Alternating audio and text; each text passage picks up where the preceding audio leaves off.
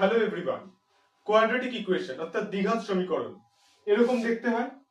এইবারে এটার সাথে যদি এটাও বলা থাকে যে a plus B plus C equals to 0, তাহলে x ইকুয়ালস টু 1 সবসময় এই কোয়াড্রেটিক ইকুয়েশন অর্থাৎ দ্বিঘাত সমীকরণের একটা রুট হবে। কারণ হচ্ছে রুট সবসময় কোনো ইকুয়েশনকে স্যাটিসফাই করে।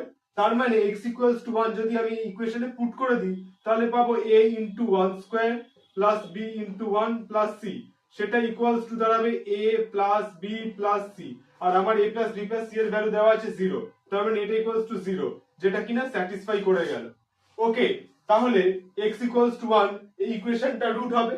এর সাথে সাথে এটাও বলতে পারি কোন কোয়াড্রেটিক ইকুয়েশনের একটা রুট যদি 1 হয় তাহলে আরেকটা রুট সবসময় এই c টা হবে।